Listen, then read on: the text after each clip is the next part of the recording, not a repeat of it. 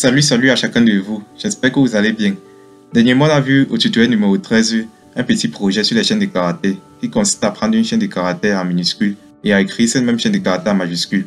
On a bien sûr vu que la transformation se faisait sur les lettres alphabétiques, mais certains caractères tels que les espaces, les accents, les apostrophes ne seront pas pris en considération lors de la transformation en majuscule. Donc, ça serait uniquement les lettres alphabétiques. Si vous n'avez pas encore vu ce tutoriel numéro 13, je vous laisse bien sûr le lien en description. N'hésitez pas à aller le regarder, c'est un tutoriel vraiment intéressant sur les chaînes de caractères. Aujourd'hui, ce qu'on va faire notre projet, mais cette fois-ci pour calculer la moyenne des notes d'un élève entré par l'utilisateur. L'utilisateur va se charger d'entrer les notes suivies de leurs coefficients respectifs et l'algorithme, le programme va se charger de calculer la moyenne de ces notes-là. Donc sans plus tarder, ce qu'on va faire, on va commencer à déclarer une variable. Bon, on aura une variable n ici là. Puisque le nombre de notes ne serait pas connu au départ. On n'a pas connaître au départ quel est le nombre de notes que l'utilisateur doit entrer. Et en fonction de notre programme, on va désigner un nombre que l'utilisateur doit entrer pour indiquer qu'il y a plus de notes enregistrées. Un identifiant qu'on va donc lui demander d'entrer. Donc ça peut tarder n ici là, ça serait la variable qui serait du type nombreux. La variable ici là va stocker le nombre de notes entrées par l'utilisateur. Donc n ici va prendre la valeur du nombre de notes entrées par l'utilisateur. Et bien sûr, chaque note serait suivie de son coefficient. Donc n, ça serait le nombre de notes qui serait égal au nombre de coefficients entrés par l'utilisateur. Je vois ici là maintenant un tableau de notes, puisque je vais stocker mes notes sous forme de tableau. Note ici là donc serait du type, ça serait du type liste. Je vois également ici notre variable, pardon, ici là c'est note. Maintenant ici, je vois une autre variable ici là qui serait pref. Pref ici là serait une variable qui va stocker les coefficients entrés par l'utilisateur. Donc c'est un tableau qui va donc recueillir les coefficients de tous les notes. Donc ça serait également du type liste. Pref serait du type liste. Grand P ici là serait une variable qui va prendre en compte le produit de chaque note avec son coefficient. Donc P serait du type nombre. S ici là serait une autre variable qui va stocker la somme de tous les produits de chaque note avec son coefficient. La somme de tous les produits de chaque note avec son coefficient. Donc grand S ici là également serait du type nombre. Je vois également une autre variable grand C qui va prendre la valeur de la somme de tous les coefficients. Grand C serait du type nombre. J'aurai mon indice ici là, l'indice qui va parcourir chaque note. Donc on aura la note numéro 1, la note numéro 2, la note numéro 3, la note numéro 4 et ainsi de suite. Donc grand J également serait du type nombre. Et j'aurai ici également maintenant une autre variable, la variable même la plus importante, c'est-à-dire M. La variable donc qui va stocker la moyenne des notes entrées par l'utilisateur. Donc grand M serait du type nombre. Maintenant, en début algorithme, je peux par exemple mettre un message d'accueil. Par exemple, bienvenue à vous. Bienvenue sur l'interface ou bien bienvenue sur l'interface pour calculer la moyenne. Bienvenue sur l'interface de calcul des moyennes.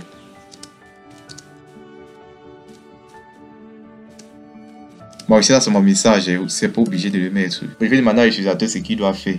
L'utilisateur doit savoir ici là ce qu'il doit faire sur l'interface. Donc je vais par exemple lui dire vous allez entrer chaque note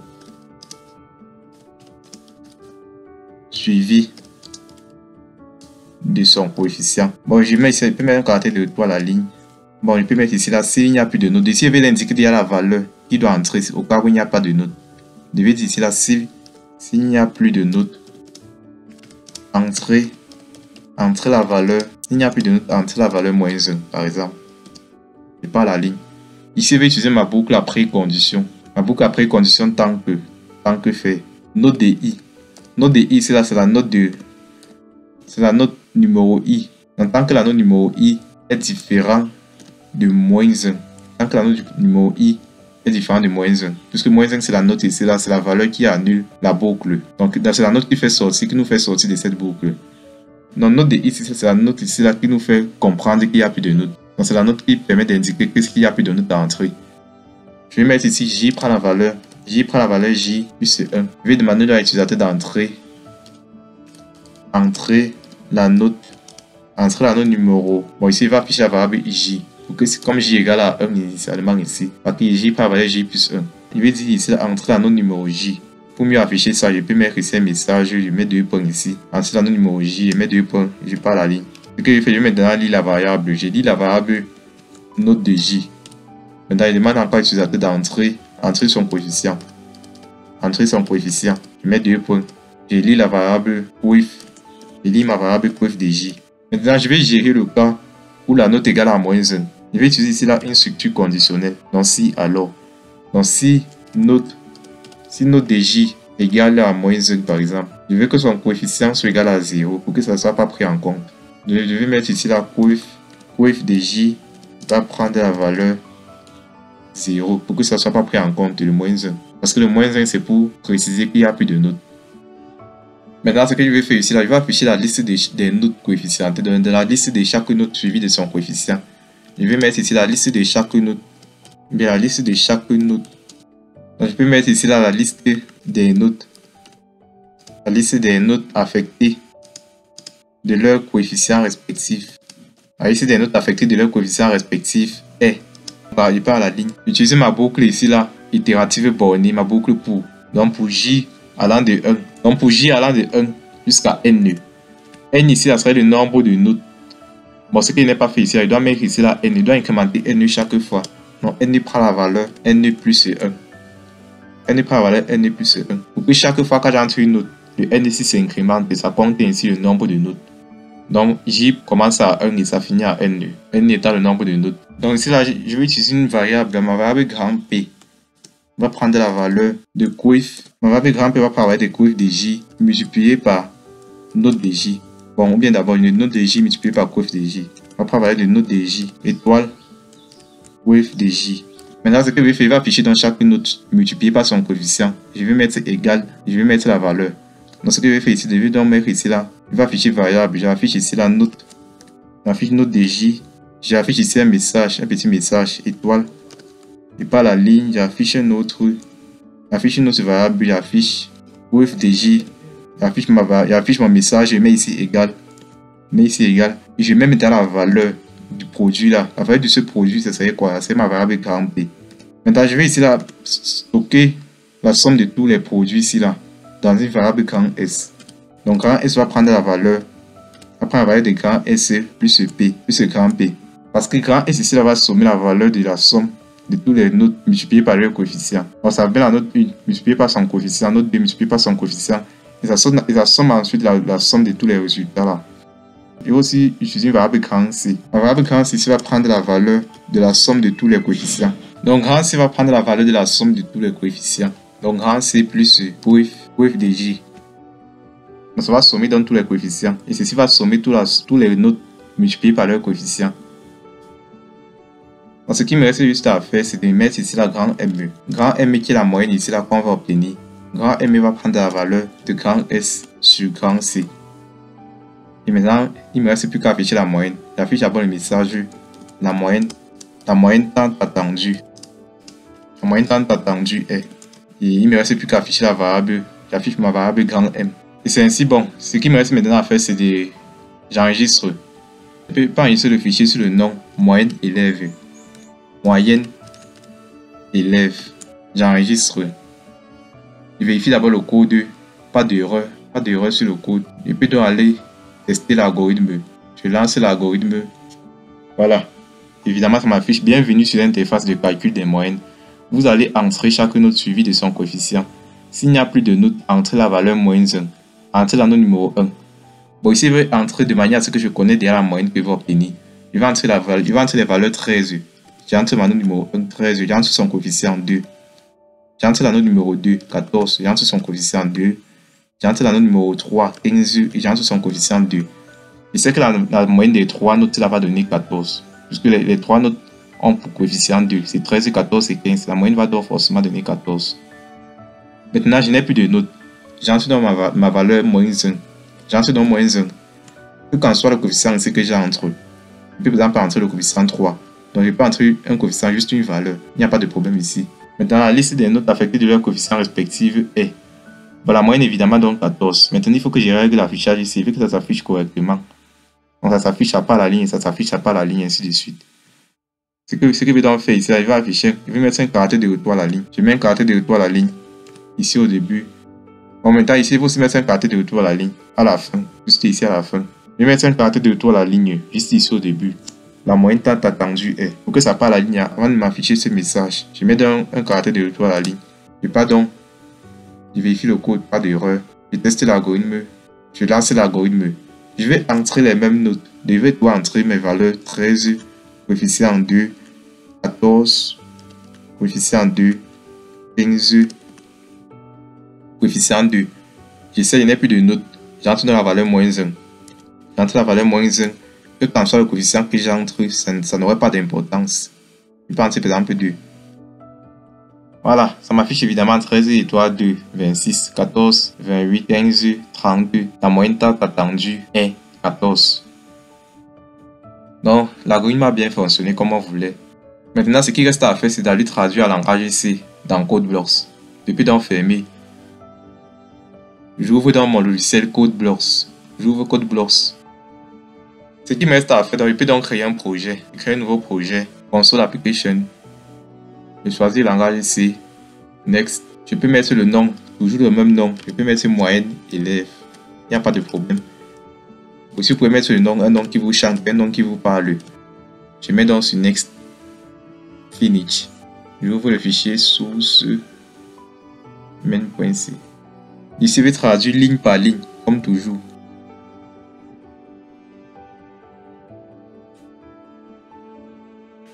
Voilà. Je traduis ici ligne par ligne. Je commence donc à déclarer mes variables. Je vais déclarer toutes ces variables ici. Je peux mettre ici un n. Donc int. Je vais commencer par les tableaux. Je vais utiliser ici un type. Je vais utiliser le type float, c'est-à-dire les réels. Parce que les tableaux peuvent être des entiers comme des réels. Donc c'est mieux de mettre les réels, puisque dans les réels, il y a aussi les entiers. Dans float, je mets tous les mêmes noms. Note. À langage ici, il faut mettre une valeur maximale. Donc quel est le nombre maximal de notes? Je vais mettre un nombre assez élevé. Je mets 50. Je mets la virgule. Si le coefficient, je vais donc mettre la même chose. Bon, je vais mettre tout également 50. C'est bon avec eux. Les entiers int. Comme entier ici, là, j'aurai n, qui est le nombre de notes de l'utilisateur. J'aurai également j, une note numéro j par exemple. Et je vais utiliser ici là également un format des réels. Je vais utiliser également les réels. Un type réel ici là. Pour les variables p, s, c, j et me. Puisque tous ceux-ci là peuvent être des réels. Donc je vais utiliser float, grand P, virgule, grand S, virgule, grand C, virgule, et grand ME. Je mets le point virgule. Donc je vais donc écrire ce même message ici. Je peux ici faire un copier-coller. Voilà. Je finis donc j'affiche encore notre message. Printf. On va afficher ce même message ici. Vous allez entrer chaque note suivie de leur coefficient. Donc, c'est exactement la même chose. Je peux faire un copier-coller.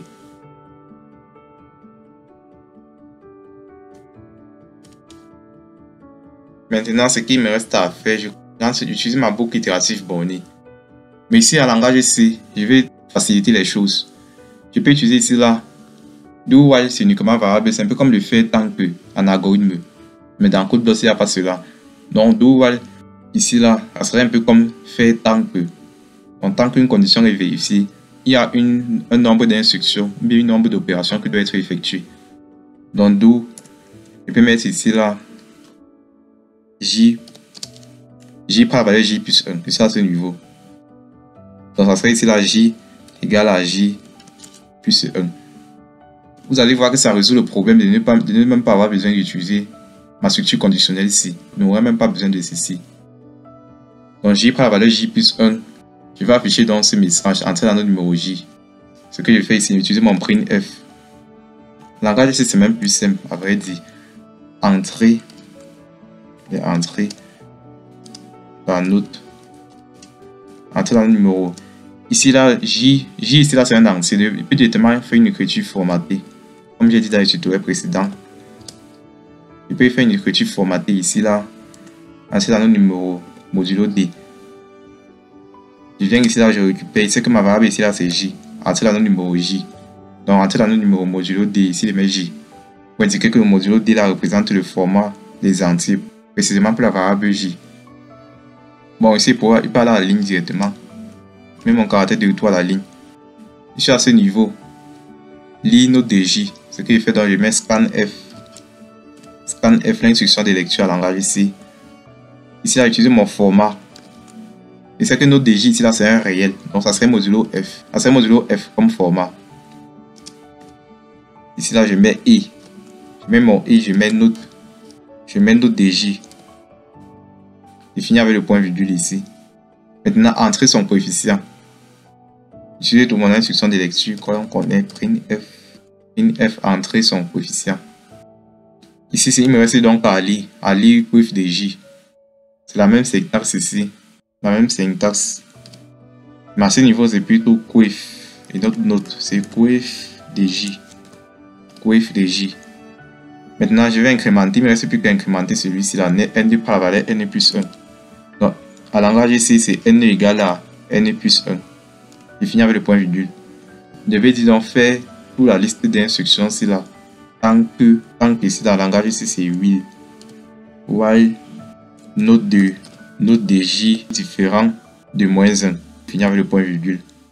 Donc faire toute la liste d'instructions c'est là tant que note de j est différent de moins 1. Bon ici la while ici là c'est petit w. Voilà. Si je veux utiliser ma boucle après condition de tant que, je vais utiliser la structure conditionnelle ici. Mais quand j'utilise mon do while, c'est-à-dire faire tant que en algorithme, je n'ai pas besoin d'utiliser la structure conditionnelle ici. Je vais ici là maintenant afficher la liste des notes affectées de leurs coefficients respectifs. Instruction de lecture, printf. Voilà. Je peux ici faire un copier-coller. Ainsi, il faut finir avec le point virgule. Je peux utiliser maintenant ma boucle itérative bornée, à savoir la boucle pour un algorithme ou bien la boucle for à langage C. À langage C, donc c'est la boucle for. Donc je vais mettre ici for. Je mets ma condition. J part de 1 à n. Je vais mettre ici là, bon c'est petit f. For avec petit f. J égale à 1, point virgule. J inférieur à n, point virgule. J plus plus. Donc un peu comme une incrémentation. J plus plus. Je mets un caractère de retour à la ligne. Je mets mon caractère de retour à la ligne. Parce que ici la print f. Voilà. Caractère de retour à la ligne. J'ai fini avec le point virgule. Voilà. Maintenant, P prend la valeur grand P. Ici dans le langage ici c'est grand P égale à grand P égale à la note de J étoile coef de J. Je finis avec le point virgule. Maintenant il va afficher ceci. Il va afficher note de J étoile coef de J égale à P. En langage ici c'est simple. Il peut faire l'écriture formatée. Mais ici là c'est grand P. Bon ici il peut faire une écriture formatée. Si il va afficher ceci. Il n'a pas besoin d'utiliser afficher note de I. Afficher étoile. Bon, il peut directement faire une écriture formatée. Je vais utiliser ici la printf. Bon, je vais mettre ici la valeur. La valeur ici, là, je vais mettre ici modulo f. Modulo f. Le format des réels pour notre DJ. Je vais mettre directement à ce niveau étoile. Bon, je peux espacer un peu. Étoile. Je mets également notre modulo f. Le modulo f, c'est là, c'est pour f de j. Je mets maintenant ici égal. Je mets encore notre modulo f. Modulo f maintenant serait pour grand P. Modulo f. Voilà. Je peux finir tout ça, je pars à la ligne. Mais ça affiche chacun, ça part à la ligne, ainsi de suite. Mais j'ai mis mon instruction de retour à la ligne. On n'a plus besoin. Mais peut tout mettre pour ce qui va suivre. Je mets ici ma virgule. Note de J, virgule, coef de J, virgule, grand P. Et j'ai fini tout avec le point virgule. Maintenant, ce qui me reste à faire ici, là, je veux grand S prendre la valeur. Donc mon grand S serait égal à grand S plus grand P. Et mon grand C serait égal à grand C plus coef de J. Grand M ici qui est la moyenne. Ici il sort déjà de la boucle itérative bornée pour. Tout simplement, je mets grand M égal à grand S sur grand C.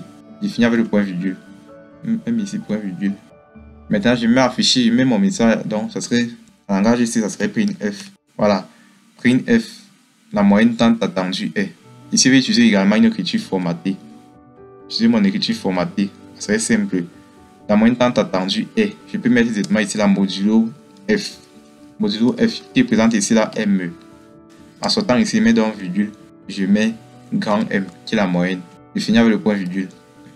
L'algorithme ne me sert plus. Je peux agrandir. Agrandir pour que le code soit plus lisible. Je pense que tout est ainsi fait. Pour tester, je viens ici là. Je teste donc pour voir s'il y a des erreurs ou pas. Il y a une erreur ici. Effectivement, il n'y a pas de point virgule. Je mets mon point virgule et je reteste.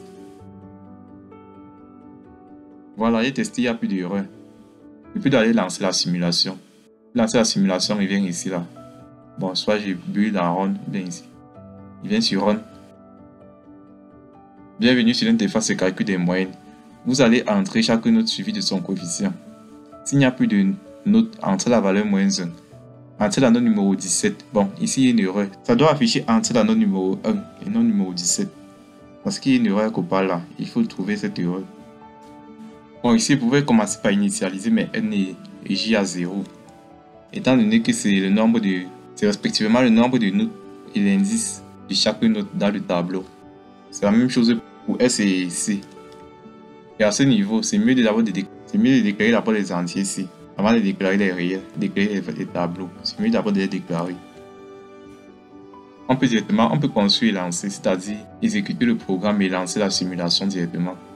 Voilà, ça m'affiche maintenant entrer la note numéro 1. J'entre dans les mêmes notes que dans AlgoBox.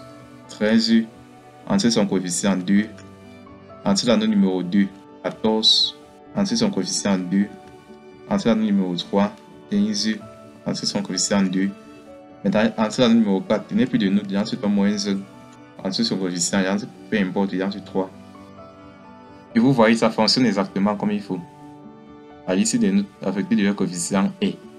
Voilà la liste des notes affectées de coefficient. Et voici la liste des notes. Bon, ici, là, je devais mettre la moyenne date attendue est. Je devais aller rectifier ça. Bon, c'est le message qui doit être à ce niveau. La moyenne date attendue est. Voilà, c'est le message qui doit être à ce niveau. Ici, pour entrer une note, il faut mettre un caractère de retour à la ligne, au début ici. Pour que ça soit plus lisible. Je peux donc tester pour voir s'il y a une erreur et lancer la simulation. Voilà, entrer la note numéro 1. J'entre les mêmes notes 13. J'entre le coefficient 2. J'entre la deuxième note 14. Vous voyez qu'entre la deuxième note, entre la note numéro 2, c'est un peu plus éloigné des autres. Ici, c'est pour qu'elle soit plus lisible. C'est pour ça que j'ai mis juste avant un caractère de retour à la ligne. 14, entre son coefficient 2. Entre la note numéro 3. 15. Entre son coefficient 2. Entre la note numéro 4, il n'y a plus de notes, donc moins 1. J'en suis valeur au hasard, par exemple 7. Voilà, la liste des notes affectées de leurs coefficients respectifs est. Voilà, voici la liste des notes. La moyenne date attendue est 14. Voilà, le programme a ainsi bien fonctionné. Et vous voyez, on n'a pas eu besoin d'utiliser la structure conditionnelle C. Donc, à langage C, il y avait moyen de simplifier. Il y avait moyen de simplifier l'algorithme. Donc, c'était ainsi tout pour ce projet intéressant pour calculer la moyenne d'un élève. Donc, si vous pouvez entrer n'importe quelle note, vous pouvez entrer une liste de notes inférieure à 50. Nous pouvons entrer jusqu'à 49 notes. Vous entrez dans les notes, chaque note, vous mettez son coefficient. Si la note n'a pas de coefficient ici, là, il faut mettre 1 comme coefficient. Ce mini-projet donc consistait à calculer les moyennes des élèves. Si vous avez donc aimé, si vous avez appris des choses, si le tutoriel vous a plu, n'hésitez pas à vous abonner à ma chaîne afin qu'on continue très bientôt dans le prochain tutoriel.